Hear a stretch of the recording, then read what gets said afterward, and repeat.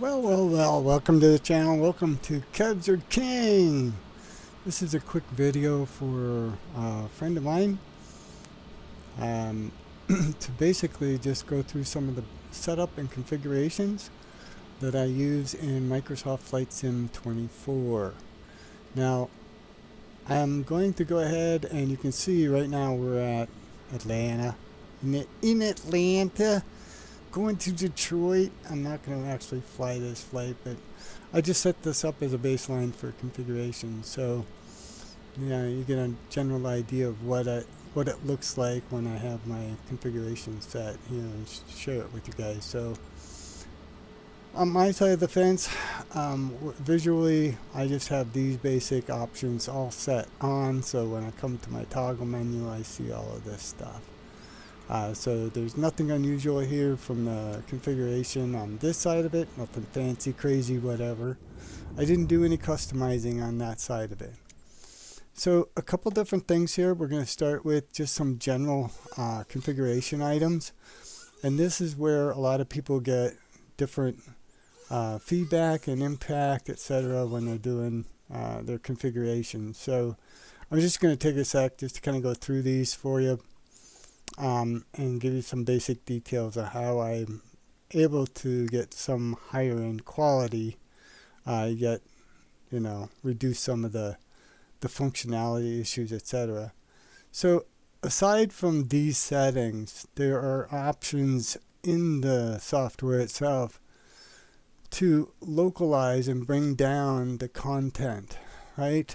So I'm going to come back to this in a second, but I want to do this. I want to escape back out of here. So we're not even going to be in the flight. We're just going to end the flight. So I'm just going to go back to the main menu. I want to show something here. So we're going to go back to the main menu. When you go to Marketplace, okay, and you look at it and you go, oh, this is cool stuff here, man, blah, blah, blah. Click on your library. So this is where you can specify and determine whether or not you want to download it and have an installed copy local on your device, or if you want to go ahead and just stream certain elements versus installing certain elements of the entire package itself. Now there are options here to rent it on a trial basis for Microsoft Marketplace. But as you get into the software itself initially after load, you're going to see most of the application and items itself on the entire platform itself are all sitting here. It's streamed, right? And some of these items are marked as still basically being streamed. So when I open up this one, it's telling me that the landing challenges are being streamed if I select them, or the Japanese Microsoft 2020 are streamed. So again, this has a Marketplace does have a mixture. If you have Microsoft 2020 and 2024, you'll see a mixture here. So under the installed side of life, I took all of the basic items except for the basically the landing challenges. I took everything but the landing challenges. So I have, a large quantity installed, and you can see there's some of this stuff is gigabytes, 154 gigabyte for the base content. So actually it's 161.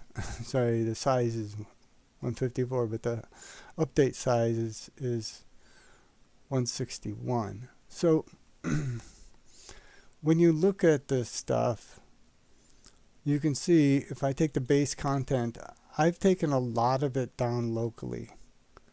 So in doing so,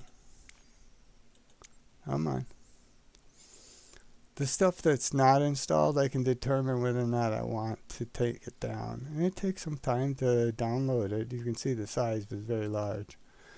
But I have the disk space, so I'm going to switch screens for just a second just to give you some other details here. So I've got a window capture, and I'm going to transition to that for a second. So on the window capture side, you can see my actual descriptions of my PC. So first of all, you have to understand that I have the configuration designed for my needs, both in FPS, higher end FPS, frames per second, for simulation games such as Flight Sim. Truck Sim doesn't take a lot of high-end tools for FPS, but again, a lot of different games do. Baldur's Gate had some higher bandwidth. I know Call of Duty, other games have higher end footprints for better FPS, etc. But I'm using NVIDIA.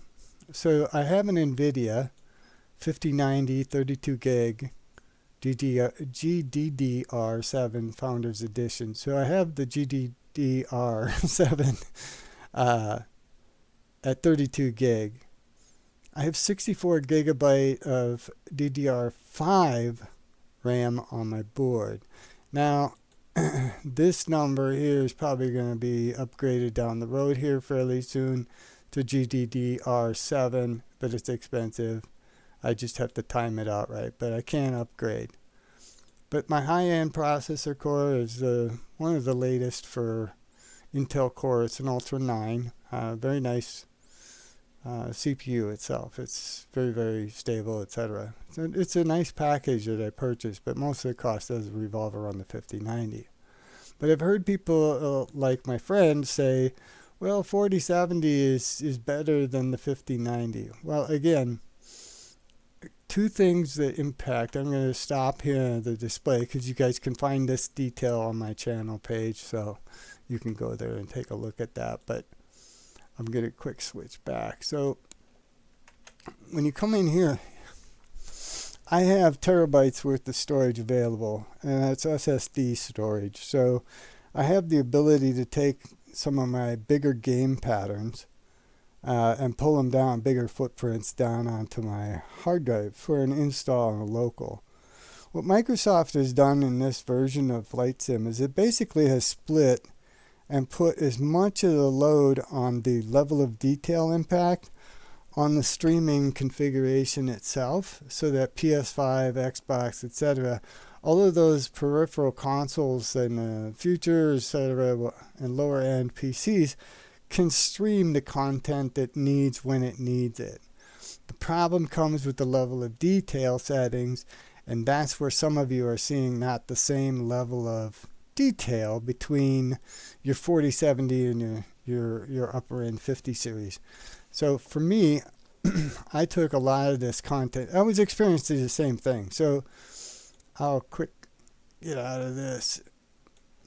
So the idea here is to take what you can that is important, and I would focus on base package stuff and scenery.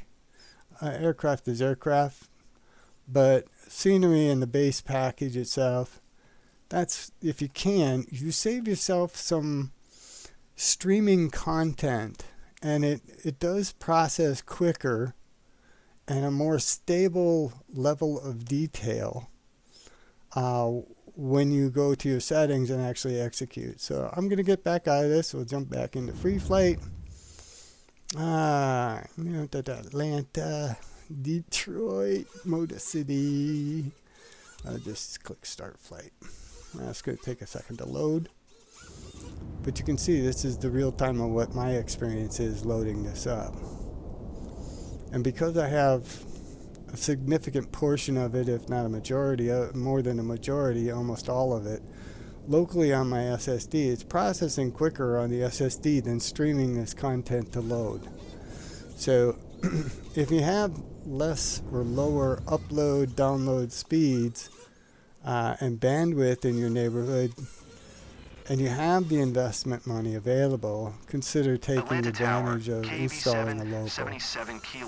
What happened for me is, because I was streaming most of it, I would get a series of frequent impact points going, internet connectivity, low bandwidth, warnings, things like that. And with lower bandwidth, I still face some issues. And you can see right here off the nose of the aircraft, you see those squares populate? it's bleeding a bit, and that's the DLSS isn't, the level of detail isn't quite there, but it's close. It's about as close as I could get it. A couple things other to note in my settings here. I'm going to go back to this, to settings, so we can resume where I left off. So for my performance and my single screen that I'm using for recording, visual effects, etc. on the game recordings, I'm using a windowed process in viewing because I have larger monitors and I don't need the full 4K. I record in 4K, but I let the recording tool set use its DLSS transformation in the dynamic settings in OBS. I happen to use OBS. So, but in various studio packages that do your recording, like AverMedia, if you're using a console, etc., you can plug into AverMedia cards and start your recording there, blah, blah, blah. But for me, I use a windowed config. And it allows me two things. It allows me to be able to flip back and forth between screens with less impact on the game and less overall impact performance-wise. The second option is I could just change this to non-windowed and a full. I have 4K monitors, so I've got like premium level equipment here I'm dealing with, and it's nice, but I had to invest in my hobby over time. And thanks to those of you who keep throwing more toys at my head, and oh yeah, go get that $80 toy. Like, no, stop. I spent way too much on this, but it's still fun. The full screen resolution right now, I set it to 2K. So it's 1920 1080 window. That gives me a decent sized window to be able to normally visually see on a full 28-inch monitor sitting about 1.5 feet away from my face. It gives me more than enough visual. Now, I don't use VR, so I would change this configuration if I was using VR. And another friend out there is using VR now, and he's enjoying the experience, but it does take some additional different tweaks for it, right? So it depends on your software and this and that and engagement. But for me, a 1920 1080 window is just fine for initial flying. So I tuned this down slightly. I didn't ask myself to see the visual experience in 4K because I'm getting such high quality 2K.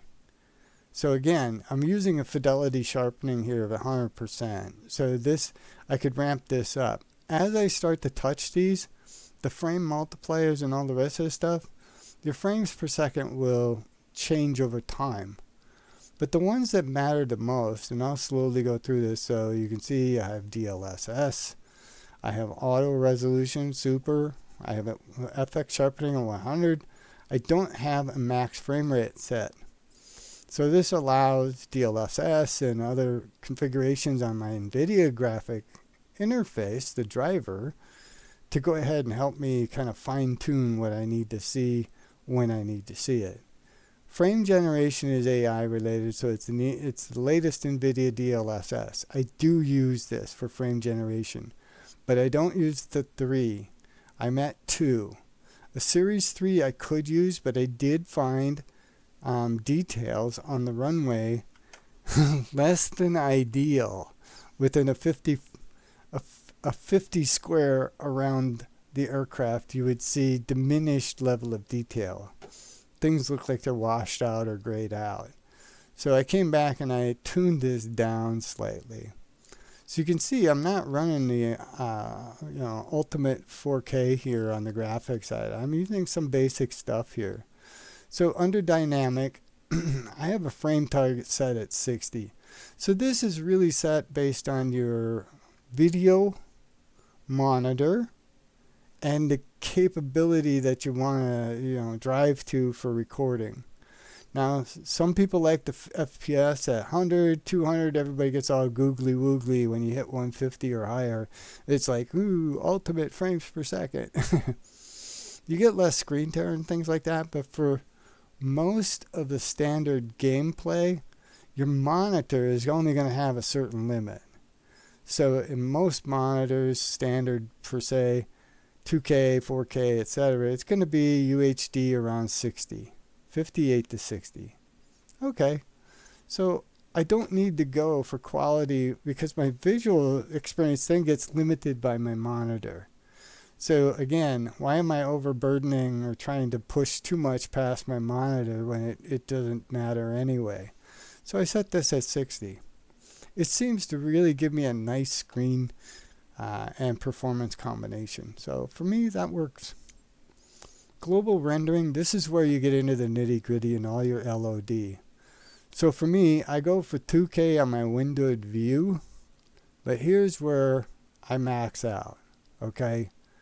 I have certain things I have not maxed out on, but you can see most of this stuff is just absolute ultra. So I use the 5090 all the way up. My characters variety, I use a medium setting on it. You don't need a whole ton of airport personnel running around that really differ that much. I just put it at a medium randomness, so to speak. This one impacts based on your model. So cockpit refresh rate is highly variable and is based on the model of the aircraft that you've purchased or are using from Asobo, Inabuild, etc., default from Microsoft Flight Sim. So again, be careful with this one. Play with this one. You don't want it too low, but you don't need it on ultra because it takes, I will say this, the Phoenix model initially that I tested had a huge impact performance-wise on my FPS, my LOD, everything else because the model was not optimized when refreshing or updating cockpit components, wind speed, things like that, all of the components. So this one is playable. You wouldn't need to go high. Ultra high is sufficient enough. If you go medium, you may see on occasion a minor delay in an update on an instrument inside your cockpit. And like I said, it also depends on the aircraft, the model, and the build that was done by the original development team. Light shafts. So light shaft and ray march, I have these at high. I don't need ultra. Aircraft flying, you're not going to notice a huge flex on that. You're not going to get much impact. So take it into consideration. You don't need ultra here. It saves you some of your resources for cube mapping. Cube mapping, I have set for 128. Now, I've tried different ones. And when I get to 256, I start to get different reflection qualities. And it really doesn't make much difference. So I just set it at 128 as a nice kind of medium, middle of the road setting. The ambient occlusion, I have that on high. So again, this is for shadow content. When you're flying, you see shadows, etc., in the cockpit or outside on the ground or the space around you. So I do go ahead and take advantage of the ultra on that side.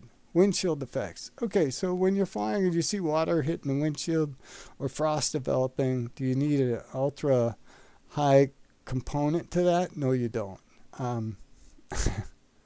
You're going to pay for the price. It's a pay-as-you-go kind of impact.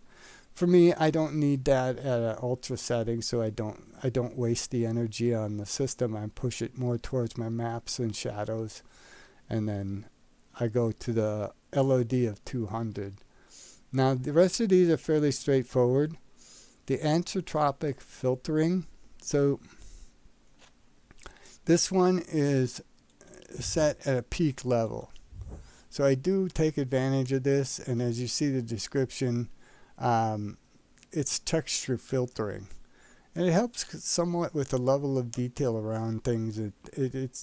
I use the highest value there. I've played around. I have the clouds, obviously texture and volumetric because we're flying through clouds at high level. So I take the ultra quality there. This number I have flexed back and forth several times. When I go to 400, I'm back to the whole reason I migrated to the 5090. I get jitter in high impact mission points.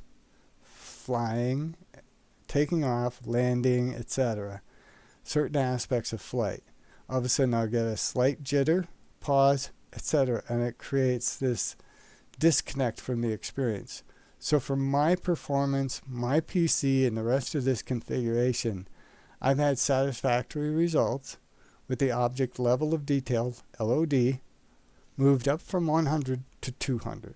So try 200 as your base to start. I think for the person I'm talking to here primarily, try 200, kind of work with that, see how that goes for you.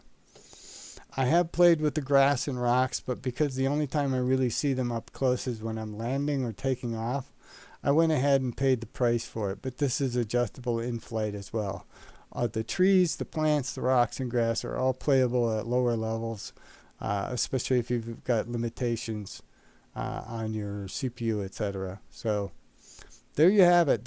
I take the terrain level of detail. So this is where I pay my price. I have consistently played with this, and I have come to accept my terrain level of detail at 400. With all the rest of these things set at ultra, 400 gives me a real solid, detailed experience. So that's what you go for. As far as anything else around this, so some people talk about the flight models and the interfaces, etc. I consistently use the modern. I still like that one the best. The flight interface, I don't typically take a lot of advantage of some of these things. So I don't have my landmark markers on. I don't have city markers on. I don't have pins. Point of interest, I don't have showing up on the map. I don't show the traffic nameplates, so all I'll see is just an aircraft. If you would ask me a year ago in 20, yeah, you'd see traffic, or because I'd fly with airports and I'd see all the different aircraft in and out in live traffic. But I turned them off for my experience over the last few months. So in my cockpit integration systems, I have legacy. I don't have the tooltips turned on. Everybody has different expectations around it. My external camera and the HUD view is off. So these are, I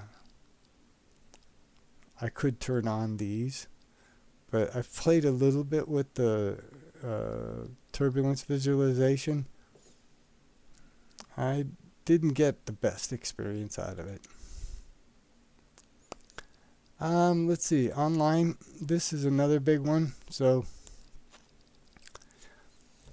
let me quick talk about this one, and then I'll go ahead and wrap this up. Photogrammetry. So raise your hand if you've turned it on. Yes, that would be all of you. I have had my initial first flight. If you were to dig back in the archives, you'd see my very first flight in flight sim outside the cockpit. I had photogrammetry issues landing at Minneapolis-St. Paul Airport. It hesitated, stuttered, and almost caused me to crash on landing. Since that time, I have not taken advantage of some of the upgraded photogrammetry. If you have internet connection that's stable, reliable, and you don't mind the preload LOD changes, go ahead, turn it on. You'll get a little bit, not great, but just a slightly better updated model or view of territory on the ground. That's it. It shows the photorealistic 3D. I don't know that I would call it realistic 3D. It's satellite graphic imagery taken and modeled in flight sim. So take it for what it is. I don't typically use it. I don't like the interruptions when it's trying to load, or I get a low bandwidth error in the middle of a flight and everything else. LOD goes just goes bad. Anyway, I'm not a big fan of it. That's not to say you can't use it. Just be careful with it because you will find it impacts your level of detail around bigger cities. And your performance degrade will be visible on your PC. You will notice the difference. The rest of these are fairly straightforward options that don't... Traffic does impact performance slightly as it's trying to get from the stream some additional Microsoft server details. Same with weather. They all connect to the Microsoft servers to get additional weather details or traffic details that's forwarded onto it that it collects and passes on to players. So these are some of my basics. My replication is high fidelity. Again, some of these are just default settings here. The last one I'll talk about is the rolling cache limits. So right now I beefed this up. I've trimmed it back. Some people set 120. I've kind of just settled at 100. So basically, I've set aside rolling cache, and I've set 100 gigabytes worth of information. So this will combine with your streaming detailed information and pre-package as much information and hold it in place for you during your flights. So if you were to actually go look at it, it's probably, after you've had a flight, it's probably going to be all of the graphic details around where you landed or last flew a majority of your flights, things like that. So you're going to see this kind of stores another localized copy of it all, but it's packaged differently and set aside in a rolling cache environment. So the game can pick it up and pull it back and update it as the flight progresses or the territory changes or your settings change per se. So there you go. I have unlimited bandwidth, things like that, sound. There's nothing unusual. Language is English. The only thing in 24 I hate is the fact that I don't have any other assistants on other than helicopter because I don't fly it, but all the rest of this is realistic stuff. So yeah, there you go. I have controls. I have a keyboard controller. I have the T. There's my stick. There's my throttle and the pedals. You guys hear me squawk about these pedals all the time. They're loose, they messed up, this and that. It's not as easy flying with an aircraft with pedals, man. So I challenge all of you to give it a rip and then call me back and say, hey, I get it, man. No wonder you've challenged when wind shifts hit. Because you got to be on top of it with your feet, not the stick, right? So most people don't use pedals. They just adjust with the stick. But for me, I got my feet moving. So you got to stay on your toes. Just remember, touch both top end forward and down. Forward, top.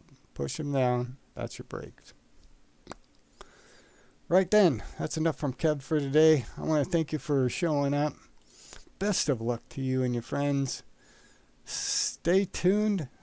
More fun gaming to come over the next 26 and beyond. Thanks for being here. Take care.